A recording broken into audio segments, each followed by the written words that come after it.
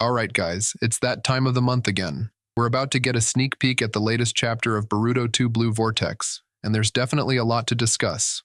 I've got some predictions about what might happen in the upcoming chapter, and I'd love to hear your thoughts too.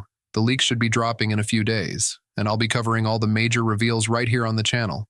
So, if you're excited about Boruto and want to stay updated, make sure to like, subscribe, and turn on the notification bell so you don't miss any future videos. With that out of the way, let's dive straight into today's video. In the latest sneak peek of Boruto Chapter 17, we saw something quite intriguing that ties back to what was hinted at in the previous chapter. The preview shows Jura browsing through a bookstore, seemingly picking out books to read. Interestingly, the shop owner appears surprised or even frightened by Jura's presence, though Jura seems unbothered, staying focused on the books he came for. This moment was expected, considering what we learned in Boruto Chapter 16. During a crucial conversation, Kushin Koji revealed to Shikamaru that Jura holds a deep respect for Konoha's culture, which makes fighting in the village against his personal code. Given that context, it makes sense that Jura would eventually visit a bookstore in Konoha, driven by his appreciation for literature and history. This encounter hints that, in the future, the villagers might need to adjust their perceptions and treat Jura as just another ordinary customer, not as a threat. The reason Jura is to be treated with caution and respect is simple. Provoking him would be a disastrous mistake. If Jura gets angered, the shinobi would stand no chance against his overwhelming power.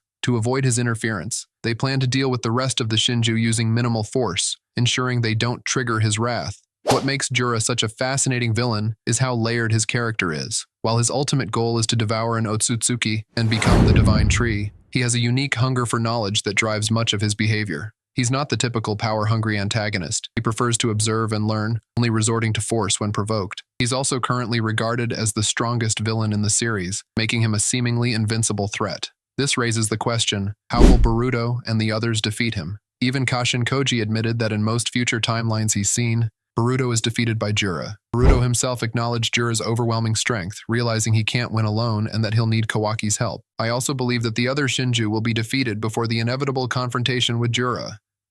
In this upcoming chapter, we should see Team 7 and the Sand Shinobi face off against Ryu and Matsuri, setting the stage for an intense and action-packed battle. I predict that Mitsuki and the two Sand Shinobi will take on Ryu, while Konohamaru and Sarada will face Matsuri. This setup could lead to a long and intense battle, giving us a chance to witness some epic rematches and long-awaited power reveals. One of the most exciting possibilities is seeing a rematch between Sage Mode Mitsuki and Shinki, but this time through Ryu's character, potentially unlocking even a greater power. This could finally showcase the full potential of Mitsuki's Sage Mode, something fans have been eagerly anticipating, while also giving us a deeper look into Ryu's true strength. Additionally, there's a strong chance we could see Sarada activate her MS during this fight. If that happens, we might get a glimpse of her unique abilities, and possibly even her Susanu's appearance, which could be a defining moment for her development.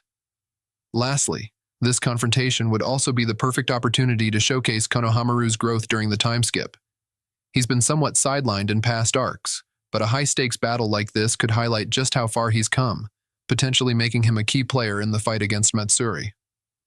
This battle has all the ingredients for a thrilling, game-changing chapter. In my opinion, I'd prefer if Boruto and Kawaki didn't interfere in this battle. Letting the other characters shine would highlight how much they've grown and developed during the time skip.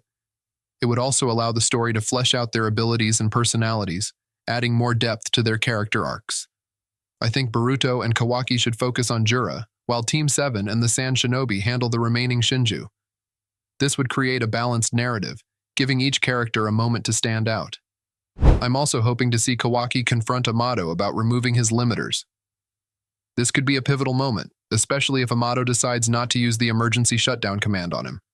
The tension between them has been building, and this confrontation could finally bring some long-awaited answers.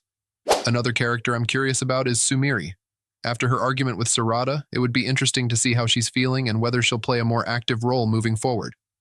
In conclusion, the upcoming chapter of Boruto 2 Blue Vortex has the potential to be action-packed and character-driven, with major battles, long-awaited confrontations, and significant power reveals.